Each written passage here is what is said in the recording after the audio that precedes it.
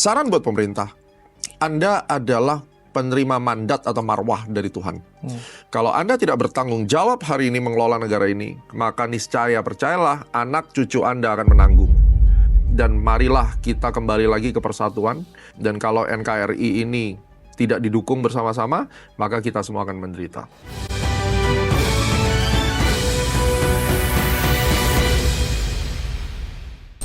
Satu hal yang dilakukan pemerintah hari ini juga Prof. Guma adalah bagaimana coba dilakukan penyesuaian anggaran terhadap makan bergizi gratis. Yes. Ini kan porsinya lumayan berat Betul. nih. Terus kemudian Koperasi Desa Merah Putih. Ini juga beban fiskal yang juga dihadapi nih. Yes. Gitu. Menurut Anda masa depan dua program lokomotif ini akan kayak gimana? Saya sudah sampaikan di kontennya Astronaci. Program MBG itu awalnya itu adalah belief dan values dari Presiden supaya masyarakat tidak kelaparan. Murid-murid tidak lapar di sekolah sehingga dia bisa belajar dengan baik. Dirubah dengan mantan kepala BGN, Ya. stunting yang dimajuin. Ya, saya bisa mengerti saudara-saudara kita mahasiswa yang di UI itu, Fatima ya, Ya. itu cerita. Wakil ketua BEM ya. Itu dia bener. Stunting itu menurut WHO dan memang itu zamannya Bu Sri Mulyani, itu 1000 hari pertama kok. Terus kemudian muncul narasi bahwa ada 1000 hari kedua, 1000 hari ketiga, itu kan ngawur.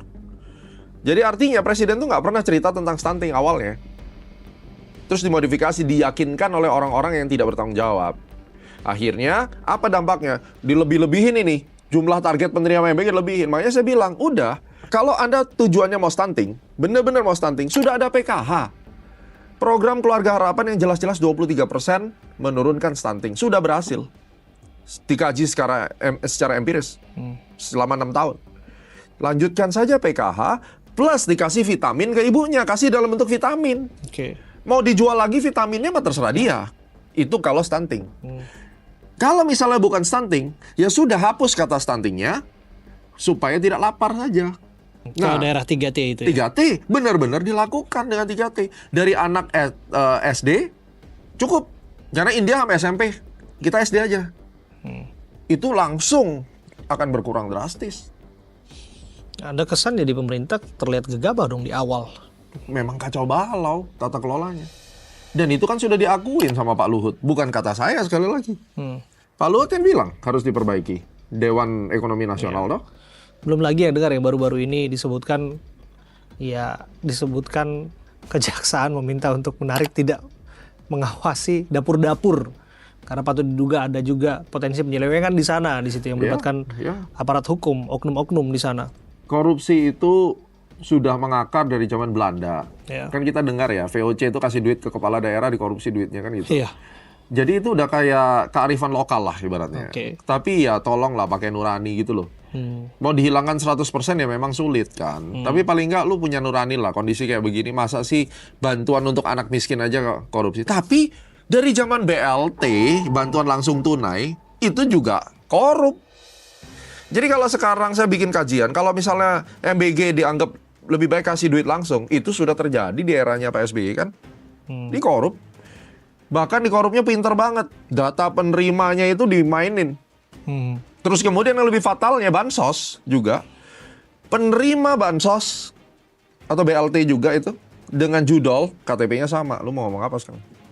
It's catastrophe. Iya.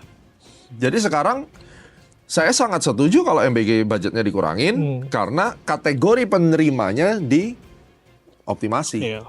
Lalu Koperasi Desa Merah Putih? At least saya teriak-teriak di luar kan, bagaimana itu latihan militer segala macam. At least sudah di stop. Berarti kan pemerintah mendengar rakyat. Iya. Jangan bilang pemerintah abai, didengerin. Nah sekarang kita bicara Setelah jatuh korban disebut. setelah jadi korban ya kan itu saya yang selalu bilang Indonesia ini budayanya dari dulu nggak pernah sedia payung sebelum hujan, itu cuma dari peribahasa aja. Hujan dulu, kehujanan baru cari payung, udah masuk angin kemana-mana kan gitu. Ya biarlah menjadi pelajaran. Life must go on. Oke. Sekarang mau ngapain?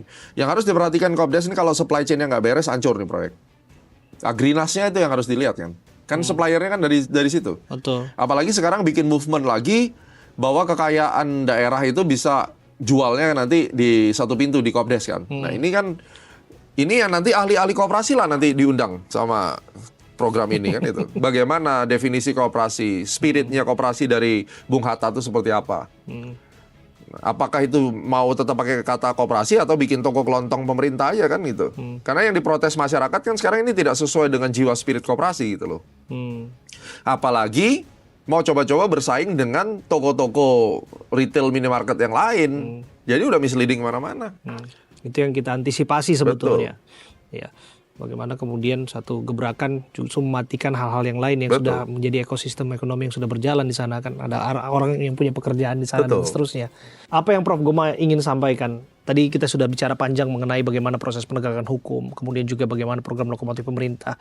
Semua balik lagi kepada pemainnya, balik lagi kepada pengelolaannya. Tata kelolanya ini sangat penting. Makanya saya sebut tadi soal GCG, kemudian kita bisa mendapatkan trust dari investor lebih bagus lagi, masyarakat mendapatkan multiplier efek atau efek tumpah ekonomi yang lebih baik. Saya mau pesan buat masyarakat dulu mungkin. Saya pahami, saya juga ada kepahitan hati. Teman-teman juga pasti ada sakit hati tidak percaya. Tapi satu hal yang Anda ingat, selama Anda masih tinggal di bumi, Anda mau tinggal di negara manapun, yang membuat kita survive adalah bukan pemerintah. Kita harus survive atas usaha kita sendiri dimanapun kita berada. Tingkatkan skillmu, tingkatkan kompetensimu, cari kerjaan yang lebih baik. Jangan pernah komplain bahwa kondisi begini, jangan cari excuse. Karena di China 20 tahun yang lalu lebih parah daripada Indonesia. Mereka bisa berubah menjadi seperti ini karena masyarakatnya tegas dan kejam pada dirinya sendiri. Saran buat pemerintah, Anda adalah penerima mandat atau marwah dari Tuhan. Kalau Anda tidak bertanggung jawab hari ini mengelola negara ini, maka niscaya percayalah anak cucu Anda akan menanggung. Dan marilah kita kembali lagi ke persatuan. Dan kalau NKRI ini tidak didukung bersama-sama, maka kita semua akan menderita. Ya, luar biasa bahwa rasa cinta tanah air, NKRI mungkin sudah berkali-kali diresonansi, tapi kesadaran spiritual itu disampaikan oleh seorang analisis pasar saham yang barangkali mungkin penting untuk didengarkan oleh siapapun yang menjadi pengelola negeri. Terima kasih. Terima kasih. Thank you so much. Prof Goma sudah berbincang bersama dengan kami.